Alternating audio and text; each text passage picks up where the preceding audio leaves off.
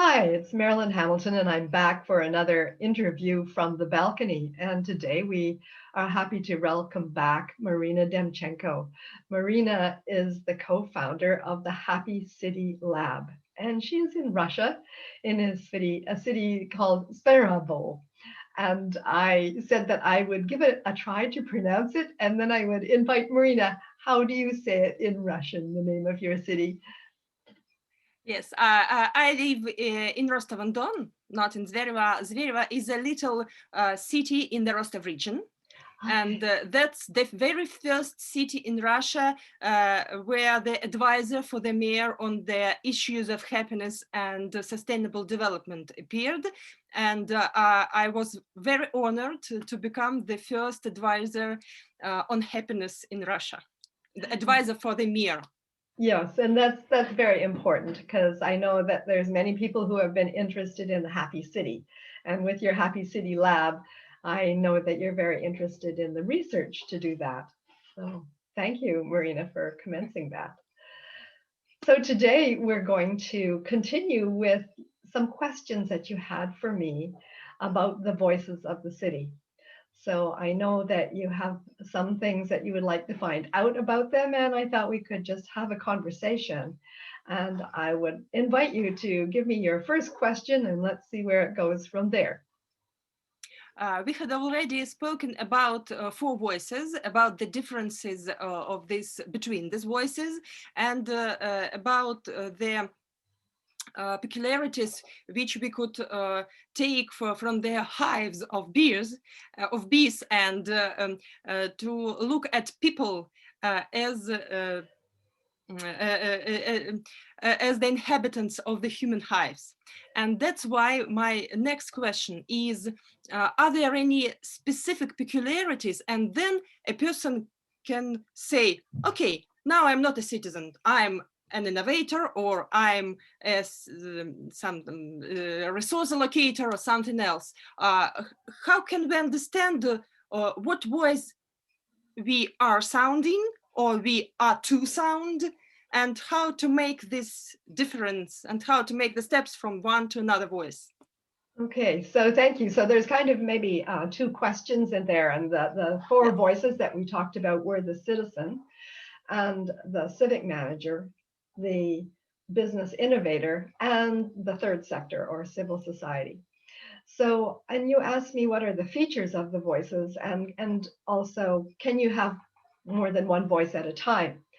I developed and learned about these voices from the bees, as you said. And so the way that they work in the beehive is it's been through an evolutionary process. And the bees have developed these roles, so they would be roles or functions in the hive, in order to accomplish the goal of producing 20 kilograms or the required amount of honey every year to support the hive. And in the process of doing that, they also pollinate their ecoregion. So when I took it back and said, what can we learn about the voices in the city? I adapted the roles to call them voices. And I said that the citizens are like in the beehive, what would be the forager or the producer, the one who goes out and collects the nectar and the pollen. So that's like collecting the energy to bring into the hive, bring into the city. And it's actually doing the work to do that. And close cousins of that role are the innovators, which I said are business innovators.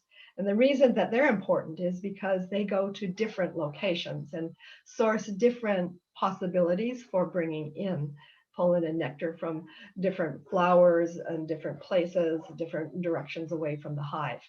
And together they work together in kind of a complexity link that allows them to constantly be improving where they source their source of honey and the pollen and the nectar. And that means that they don't keep running out of energy because they can keep changing, where the diversity generators is what they're called in the hive. And in the city, they're the innovators or the business people. You mentioned resource allocators, and I say those are the civic managers. And so the civic managers are people in City Hall and in police and in the fire and public works and health and the education authority. So all those people who make the operation of the city possible. And then the fourth voice in the beehive, they were called the inner judges or integrators. And in the human hive, have thought that they're probably the civil society, the third sector, those people who look out for those who may be left out of the conversation, or they're also the people who are generally saying, we should have this grand purpose. We should be keeping the city green, or we should be remembering all these people that have been forgotten. Maybe they're a different culture, a different economic group. So the four voices are quite interactive with one another. The bees have been around for 100 million years, so they've been figuring out their role, their service to the life, to Gaia even, to the whole planet. And so, of course, humans are a different species. And to use the biomimicry that I have from the bees, we then have to stand back not only and say, are we seeing the same roles in the city? And what is the service that humans have to life and to Gaia? So I think that cities do have a purpose. I don't think most cities know what their purpose is yet, because they're looking very internal to the city and they haven't yet thought, oh, we have a purpose that serves the ecoregion and our ecoregion serves the planet in this way. We're working on it. It's a slow part of our evolution at this point. So I think that the four voices that I propose that we have in the city are not as far advanced as they functions in the beehive.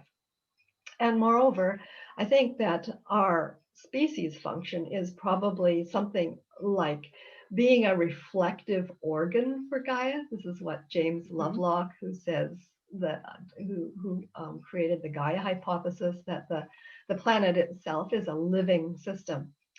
So I think that that is a very important discovery, and that we talk in complexity terms about patterns that are fractal, that is, to have the same pattern at different scales. So I think that if Gaia is a living system, then the city itself is like a fractal, a living system of that. I think our organizations within the city are also fractal, and that individuals like you and me are fractal too. And we all have the same major functions that are running through us that keep us alive. So when we go back to the city and we look at these four voices, because we're a species that's conscious of our consciousness, I think it's quite possible for us to be wearing more than one hat or having more than one voice at a time. So most of us would say we're citizens of the city. We're living there in some way. But if we happen to be working in the education system, say a teacher, they're both a teacher and a citizen. And then that person who's a teacher might also have a special little entrepreneurial venture they've created that they work on the weekends. So maybe they're innovators as well. Maybe they're artists. And then they might also volunteer for, say, the food bank. So there you have one person who could be all four voices. And they would tend to be a different voice at a different time, because each of the voices is actually performing a different function. This is different than in the beehive. In the beehive, those voices, those roles, they grow up over the life cycle, lifetime of an individual bee.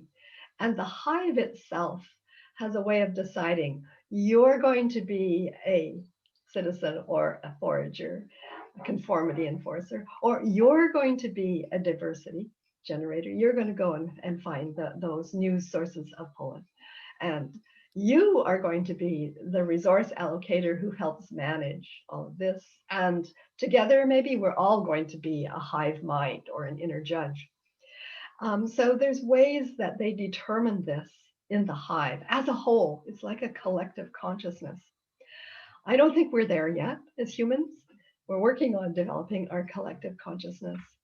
But we do know that when we live together in groups of people that are larger than a family, or larger than a clan, or larger than a tribe, by the time we get hundreds of families living together, or a couple of thousand people might be the size of a small village, we need to know how to organize ourselves, because we must actually provide all the resources that we need as individual humans in order to support our lives. Does that make sense? Yes, of course. And then that means that as we discover that it's much more complicated to live together when we're hundreds and thousands of people, let alone tens and hundreds of thousands or millions of people, we have to organize these different roles in the city so the city can actually function and that we can actually provide the resources that we need to stay alive. So, you know, I spoke about this and I've introduced the voices to people who live in cities who've been there for quite a while, not 100 million years like the bees, but long enough that they've established how these functions work. And when I speak to different cultures or go to different countries around the world, it does seem that this is universal, that the four voices, people recognize them. Yes, yes, we're citizens. Yes, yes, there's people who are civic managers. Yes, there's innovators. And as I think we talked about the last time, depending on your country, there may or may not be a well-developed civil society. Sometimes that is a new role that is still coming on stream. So I discovered a lot of this when I first went to Russia, actually. So my first book, Integral City Evolutionary Intelligences for the Human Hive, was translated into Russian, and I was invited to come to Moscow for a book launch. And I was preparing my slides and thinking about how I would share my research and my new framework. And the night before I was to give my lecture, I realized, you know, all my research has been done in countries that are democratic, have a democratic background. And I realized, of course, Russia doesn't have that history, has a very short experience of that. So maybe the assumptions that I make about how cities emerge are different here.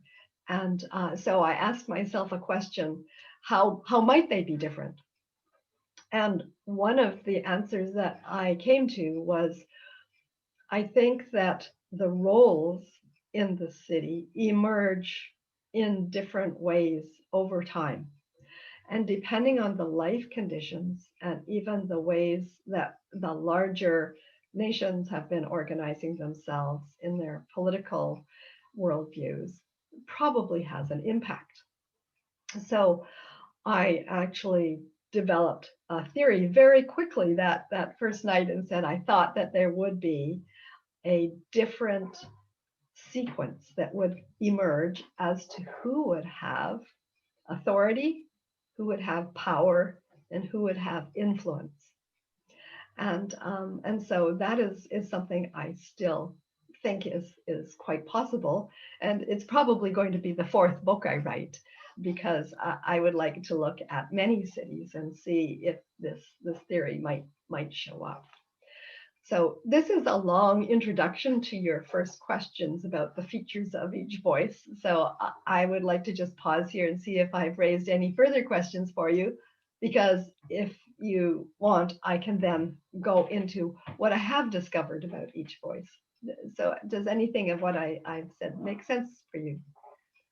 Yes, of course. The first question is, are you agree that there is some sort of living hierarchy from built from some species, human species, which form some societies, some organizations, which form at the next step cities or villages. Then we put it like a bridge at the fundament of the larger systems such as states, and afterwards Gaia as the living and mindful, maybe even consciousness organism. And even if we don't understand the principles of living of this great, not we, but some people understand, some people don't believe in it, but the planet itself is the living organism with its own purpose and its own maybe understanding what should be happened. And that's why every human being is responsible in his role of maintaining the greater organism of all our planet. Yes. Is it so? Yes, so I will start with what you said, yes, about the holarchy. So I have different maps of thinking about an integral city. And my second map is a holarchy, just like you're talking about. So it contains the different scales of human systems. It goes from the individual to the family, to the clan, if you will, to the neighborhood, to the community. And we also have a cluster of organizations, and the organizations can be public ones or private ones or non-governmental ones. And then we have all of that contained in the city, and the city in an ecoregion, and the ecoregion in the planet. So yes, that's exactly how I would call it, a holarchy. And nested within the holarchy then are these different voices. And the voices I have tended to allocate to what we call in the integral framework, the 4 quadrants. So I've tended to say that the citizens are in the upper left quadrant. They are like the spirit and the mind of the city. And the civic managers are in the upper right quadrant, and they're actually looking after, I would say, the brain, the actual physical allocator for the city. And in the lower right, that's where I would put the innovators and the business, and they're like looking after the body, building the actual infrastructure of the city. And then in the lower left with the civil society rather, and the third sector, I say that's like the heart of the city. It's like the heart that holds the feelings and relationships of the city. And there also is where we get its visions and its values held, and all the relationships. So these maps tend to be interactive, and they flow and shapeshift from one another. But if we go back to your question about the qualities of the 4 voices, which is what we were going to start with today, I've asked many different groups of people. So tell me, if you go and speak together in this corner about the citizens and the other ones about the civic managers, and a different corner about the business innovators, and different corner about the civil society, what are the qualities of those people? And so they are able to come up with the qualities. And I think I mentioned to you that the second book I wrote, which is on inquiry and action and designing impact in the human hive, chapter 9, I actually have summarized those qualities. So some of the things I'll just share, that some of the ways that people have described each of the voices. So first of all, that they come in all flavors. So that's one of the things people agree on. There's a great diversity of voices. And they tend to be positive. They have a purpose to be together. They want to survive and have a good quality of life. They have a lot of energy, and they're connected and communicate with one another. So really, it doesn't matter where you are. Citizens are going to somehow find a way to have a conversation with one another. They can be very adaptable, and they can be very flexible, but they can also be very stubborn. We might even see it in the news today, where citizens are discovering their power and even standing up to the military in some of the cities that are in the news of the day that we're speaking. They can also become, under the right circumstances, apathetic and not caring. And I would say this tends to happen in places where things are pretty stable, things don't change a lot, and they just kind of, we'll let everybody else do the work and we'll just take advantage of it. But then citizens can also be the group of people that can stand back and say, now let's just reassess things and bring a new voice and ask for change. So those are some of the characteristics that I noticed about citizens. And some people describe them as being idea seeds, seeds like you would plant in the garden of the city, and from there would grow ideas. They had summarized them that they are the power of the many. The power of the many is the citizen voice. So did you want to ask any questions between the descriptions, or shall I go on and describe the other three? I think that it would be better to describe all four voices, and then maybe I'll ask you some questions to clarify. Okay, so then let's look next at the civil society voice. So this is the voice I said was the heart of the city. And they're described as often being visionary. They have a spirit of pioneers, willing to step out ahead. They tend to be good listeners because they really care about what other people think, and they have the capacity to align other voices. They can be quite reflective and meditative.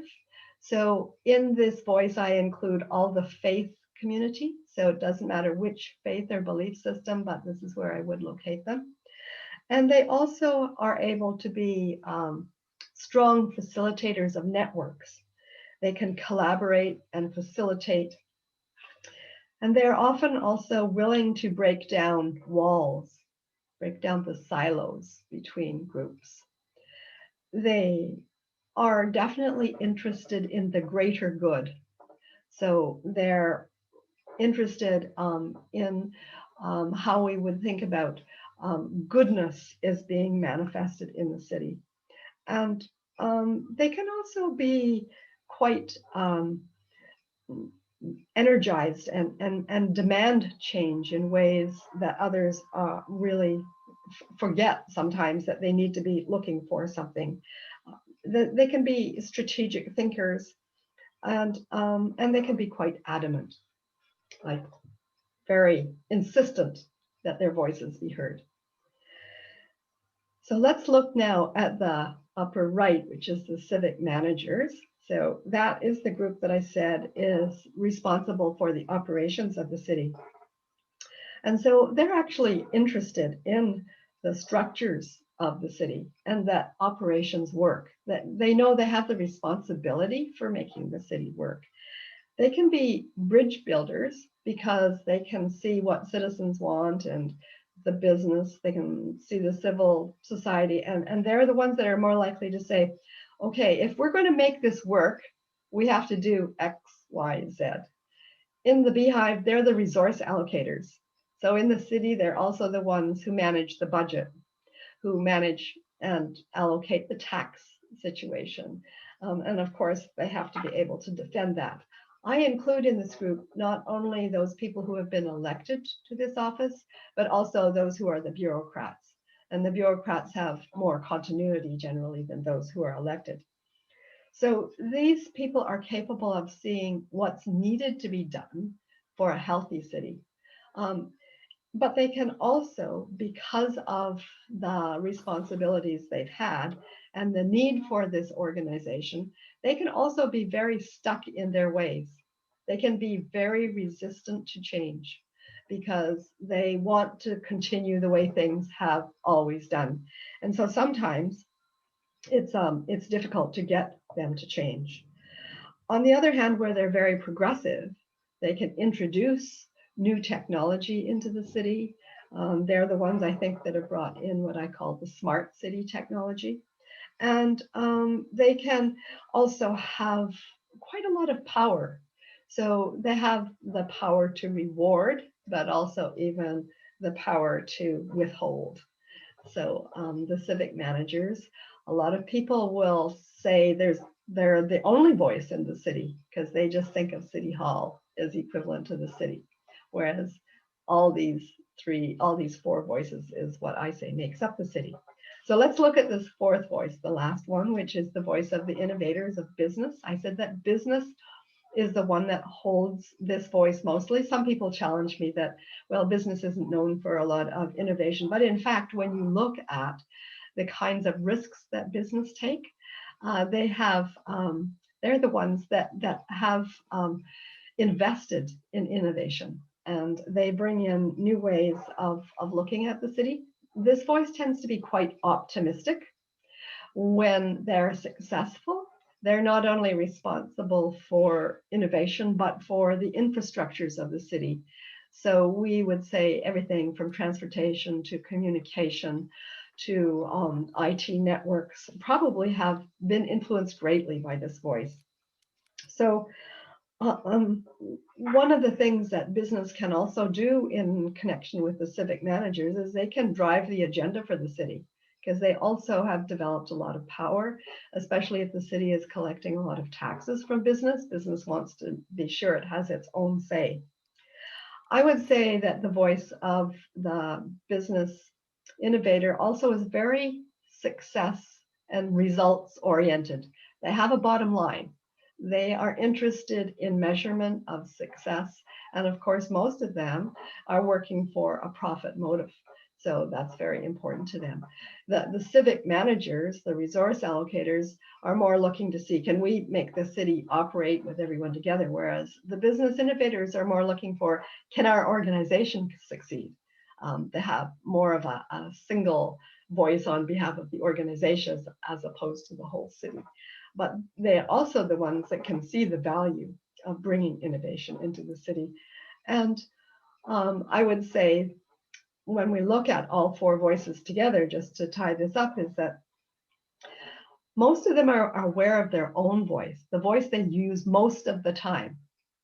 And they may be aware of one, sometimes two other voices, but they don't usually call all four voices to the table. And so they're often very surprised to learn the strengths and the weaknesses that each of the other voices hold, and how they're all connected, even if they don't think about it. So there's my summary of the four voices, Marina. How does That's that? very interesting. I believe that looking at the voices as the quadrants of integral model gives us the answer to the question, why is it so difficult to take right decisions, then some voices are not heard, because the integral approach helps us to bring all four forces, all four spirits, all four main roles of the living entity, of the living body, of the living organization or living city, or maybe in other human systems, which have these roles and these four dimensions, four quadrants, maintain their holistic approach to the problem solving of the city. Is it so? Yes, that's a great observation. And I think that's probably, I've played with this for many years now. And so when I sort of, even on my website, I talk about these sort of four organs of the city, thinking about the citizens as being the mind and the spirit, and the civil society being the heart and the relationships, and the civic managers as being the brain, the physical brain, and then the business innovators as holding the body and building those, literally the structures and infrastructures of the city.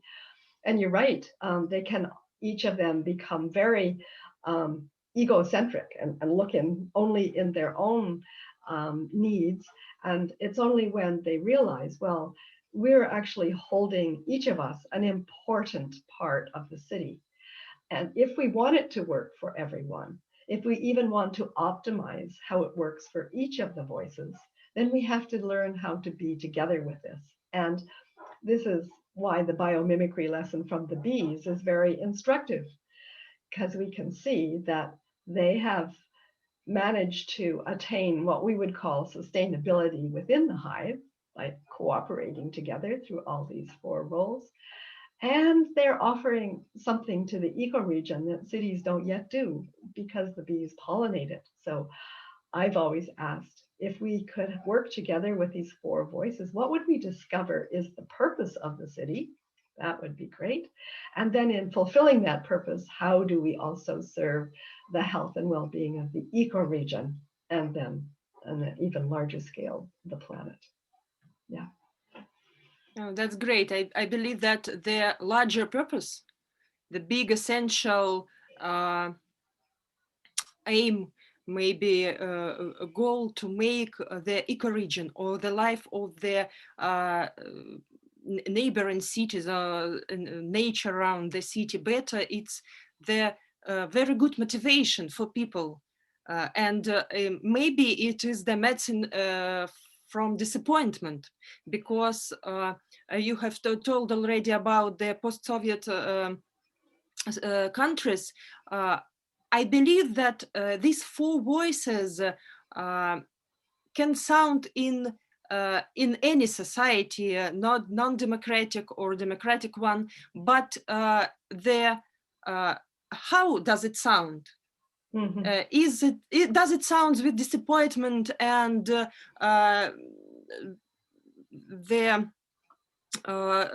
convictions that we can do nothing? Or it sounds with the energy of creation, of collaboration with each other. That's the point. Destructive or constructive or positive intentions of this sounding of voices. What do you think about this plus and minus, maybe? Yeah, and so that's related to what I was saying before, when I was really thinking, oh, you know, the history of cities is going to be different in different countries depending on how they have learned to be together in different political situations. So when I stood back, my sort of loose theory at this point is that civic managers were the first ones that came. We were, of course, all together as citizens, but then we're looking for who's going to lead the way that we organize ourselves. And I think the civic managers came first. They were the ones who had, you know, originally maybe from tribes, would be the feudal leader, a dominator hierarchy, and somebody who was a leader on top. And out of that came our bureaucracies, which are still pretty top heavy and hierarchically organized. And even from that, we move into, if we're thinking through spiral dynamics, the enterprises and business. So I think that between the civic managers and the businesses, they've held a lot of power. When we bring in the faith communities, in many ways, those are organized in hierarchies as well. And so they've kind of had power over the intangible, the ways that we as cultures manifest our beliefs. And so the interaction of those power centers is, I think, what determines whether, as you say, we're positive or negative, whether we're able to be responsive to life conditions and well-being. And I think it does change over the history of the organization, of the city itself. And so there's another author who's influenced me a lot. His name is Adizes, Adizes. And he talks, his specialty is organizations. So he actually has the equivalent of those four voices. It wasn't until after I named them for the city that I went back and I thought, wow, I think Dr. Adizes has exactly the same voices that he sees in an organization. And he calls them PAEI. So it sounds like you know this. So the citizens would be like the producers. The administrators would be like the resource allocators or the city managers. The E would be like business innovators, entrepreneurs. And the I would be like the civil society, and what I say are the integrators. So, and that's what he calls them. He calls them producers, administrators, entrepreneurs, and integrators. And he has a theory for organizations that he calls coalescing authority, power, and influence. And he says, all of those four voices must be present in order to make good, sound decisions. But there's a life cycle to the organization. And he patterns the life cycle of the organization just like a human life. So there's birth, then there's childhood, then there's youth, then there's young adult, then there's mature adult, then there's elder, and then there is decline. So he patterns the organizational life on this life cycle. And that is what I think cities will also reveal if I can do the research I want to do for the next book. And I think that in his way of describing coalescing authority, power, and influence is how the voices change over time. Because at different stages of the life cycle of organizations, Dr. Adizes points out that different voices have different importance, and he adjusts the way those voices serve each life cycle, each stage of the life cycle, so that it can be healthy and well and continue till the next. Because he points out, if it doesn't stay healthy, actually the organization dies, and it can die at any point along the way.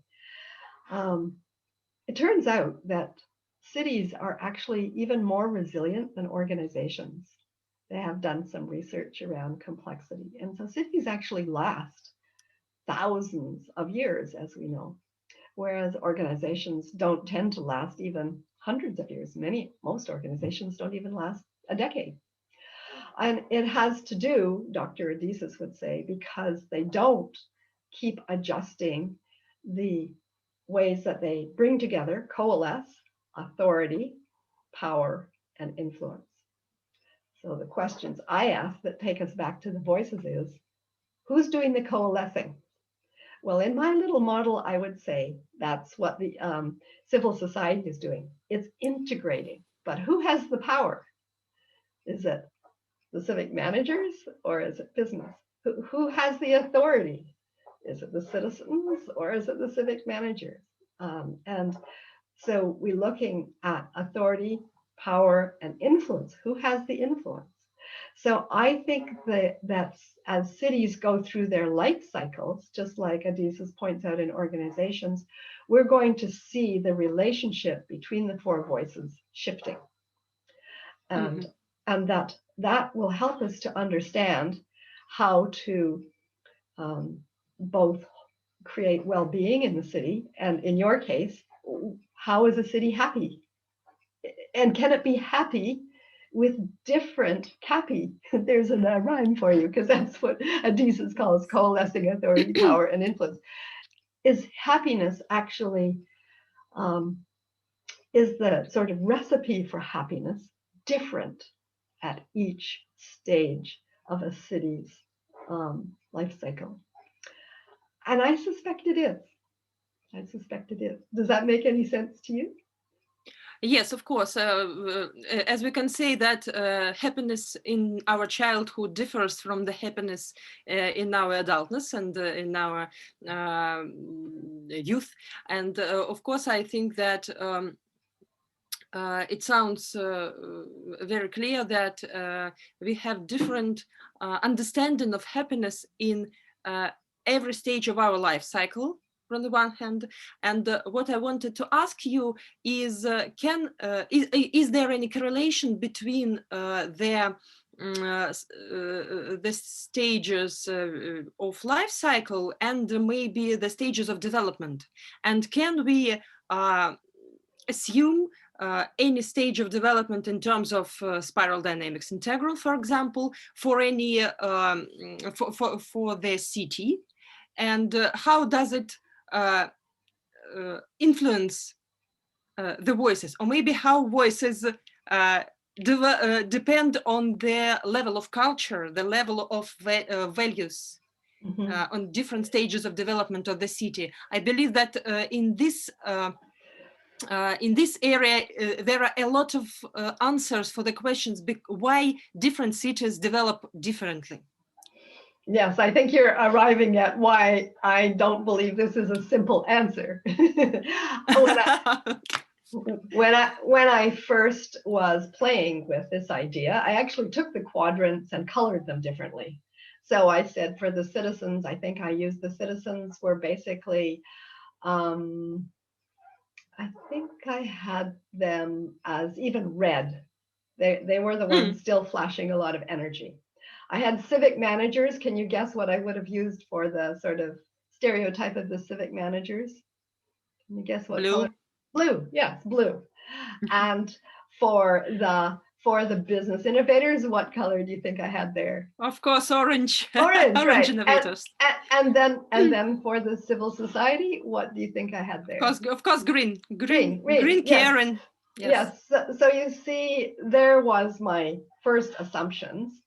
But then, of course, cities are so dynamic. So is that the way it would be if we were in a more mature phase of our evolutionary life cycle? Or is that sort of like a mid-range of what we might have sensed maybe from the 1950s to the 1990s that we could say was in cities? And are they still there now, or have they regressed? And because there's no guarantee, in spiral dynamics, the interesting principles behind it say it's a complex adaptive system. So there's no guarantee that we will always progress forward. And this is also what was in Adizes' model. And Adizes knows spiral dynamics a lot. So he and Don Beck have known each other for many years. So he takes this into consideration when he's working within organizations. So I think that one of the things that I would certainly expect to see in cities is, we know when we work with spiral dynamics, no one is ever a pure color, just one meme. They're usually stretched across three. There's the center of gravity, and then there's the one that they're departing from, and the one that they're sort of reaching forward into. And so we can see different progressions within different cities. A good example might be, I point to smart cities. Those are the ones with a lot of technology. So they've got lots of orange. Maybe they skipped green.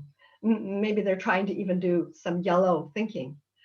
But because they don't have the foundation in green, they're missing the people caring elements of the city. So they get so far, and then look at what's happened this last year with COVID. Cities where their economy may be depended on people who could work at home have survived better than cities who are, say, tourist locations. Or like I live in Findhorn, Scotland, where we depended on the spiritual learning classes that were taught by the core economies here and the organizations in our economy. And so we've had to stop it all. It just come to a complete stop. So we've had to reinvent ourselves in many ways using technology that was never used before, because it was all person to person.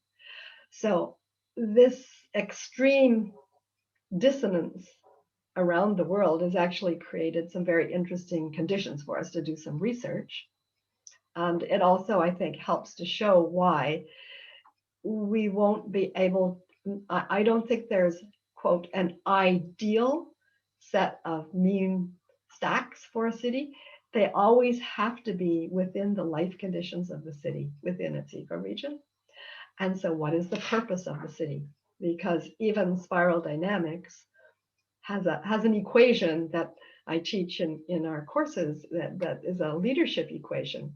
And it says, how does who lead whom to do what with what group of people, where, for what purpose? And if you unpack that equation, you will reveal different value sets for the people who are who, for the whom, and for what people.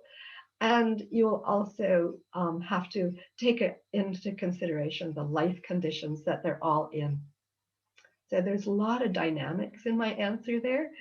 And it is, and it's very fun to have a discussion with somebody like you who knows the different languages. Yes.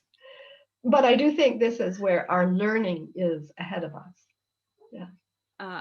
I have an assumption, maybe some theory. I look at the flower of 4 petals behind your bag, Yes. back, and I think that maybe we should not color the voices in the absolutely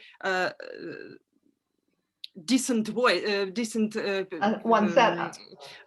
colors, one color, but we should say about the constant maturing of every voices, and a citizen can be absolutely purple and absolutely doing nothing about the making his own and the life of his neighbors better, but he could be also orange, and the citizen I make this assumption after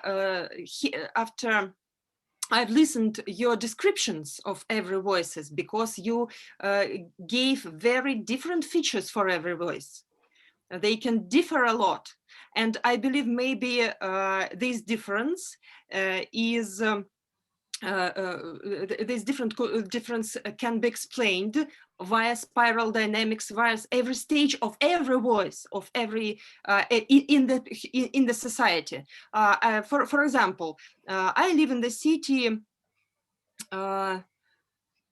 with a very strong red and not very constructive red values now, because we have the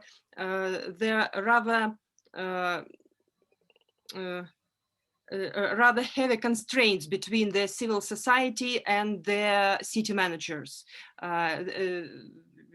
We have our citizens say that our city has no the master, the household today.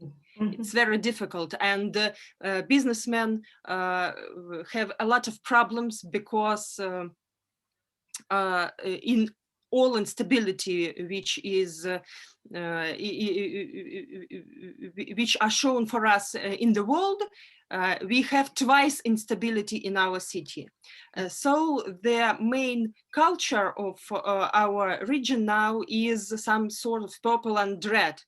And maybe if we could make some educational programs, or maybe some efforts to maintain the maturing of every voice in our society, in making our third sector not blue as it is, because they only do what they should do. It's not the heart which, in terms of your metaphor, it's not the heart of the body, it's some mechanical instrument in order to make the blood pressure and fluid. But it is not about love. And maybe we could do something to maintain this love with this green specific of this third sector voice. And our business is not so orange, it's rather red. It's competitive, it's trying to survive. And it's rather difficult nowadays. And maybe we could do some educational programs, some inspiration for them, in order they could build their constructive blue with laws, with rules, with clear understanding what should be done. And afterwards, we can inspire them to become orange and maybe even higher stages of development, in order to make all the city body more healthy, more vital, maybe more sustainable in this unsustainable world. Yes, well, that's really interesting thought process and observations. And thanks for noticing. Yes, behind me is a map of the city of Abbotsford, which was something I did in 2002. And you're right. What I did was I took the values of all of the different voices. And actually, there's another map that shows that they're not all the same weight. So the different petals all have different colors of the value beams, but they're not all the same weight. So I have redid that map in 2010, and it looked quite different because the life conditions had changed. We had an incident of it's an agricultural community, and it had a biosecurity challenge to the whole system there. So the idea that you have is quite right, and that's how I look at values within cities. Is I look for what can we see in each of the voices, and I ask people to actually declare, so that the values assessment not only helps them decide what are their strongest values, but they also choose their voices. And they don't have to choose an absolute voice, but look for the weightings that they use it in. So we can start to see that information. And the ways that we work with the cities who discover this is to help, one of the things that Claire Graves always said, who was the main researcher behind spiral dynamics, is people must be allowed to be who they are and where they're at. So one of the great teachings is to help people help you and I and others who are doing facilitation or development, meet people where they're at. And it may be that green is exactly the wrong way to bring somebody from red into the next development. It will have to be somebody who understands red very well and can move them into a constructive blue. I had a really interesting example in Canada when I was in Alberta many years ago, and somebody was taking spiral dynamics course training, and she said, "Oh, I know that story." She was working with a group of youth, and the youths they were part of gangs. So they had lots of natural energy that was red at their age, but they had also been impacted and influenced by very negative gang energy. And so she was very courageous, and she would just go in there, and she brought a hero for them. What she said was red needed a dragon slayer. That's who they would respect. And so she went to find a dragon slayer from the sports community, somebody she knew these youth looked up to. And she brought her dragon slayer with her. And he said, "If you do not get personal management and stop doing what you're doing, you will never get to be me. Would you like to become a dragon slayer?" Yes. Oh, wow. Then here's the path.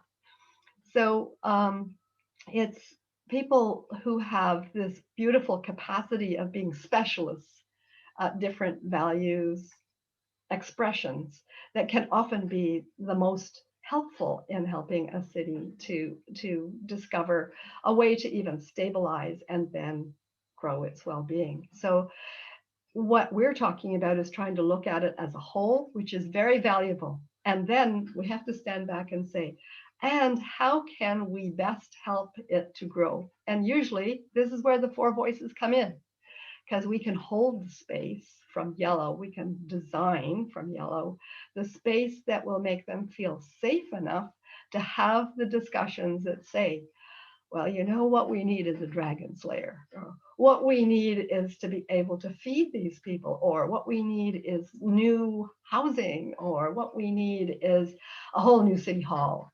We do need technology, or I pretty well go everywhere in the world. We need our potholes fixed in the roads so that we can have, so it's being able to do, like Dr. Adiza says, coalesce authority, power, and influence at whatever stage a city is at. And also in these days in particular, the kinds of uncertain conditions that we're facing from climate change or from the pandemic means that we have to take all of that context into consideration in order to find the right way forward. I guess one of the ways that we could bring this little discussion to a conclusion is for me to say, I have great faith in the four voices. I have a lot of wisdom, and that my experience is that oftentimes, to start with, the most important thing to do is to create safe space for them to have discussions, sometimes as like groups, like just one voice at a time, and then bring them together where they can create safe space to speak together, because it's together they will discover what is the next natural step for their city. Yes. Thank you so much. That's a very, that was a great, a great discussion. It was so interesting, and I think that this deep wisdom can help us, people who try to make their cities alive, to make them more coherent, Yes. to make different voices, to help them hear each other Yes. and understand each other, and can can understand the level of culture of each other. And I believe that spiral dynamics is the key which can make moderate this conversation and make it clear and understandable for people from other stages of development to meet their own needs and to make best to do something for the community, for the city, and for the ecoregion itself. Yeah. Thank you, Marina. Thank you for a great summary. And I know that you continue to do research both about cities in general, but particularly with your Happy City Lab, how we can discover what are the conditions for happiness. And so I would invite us to have further discussions, and I look forward to them. I hope that you will join me again. Yes, that will be very interesting. And I'll be very glad to speak on the topic of happiness of the city. Okay, that would be wonderful. Thank you for today then.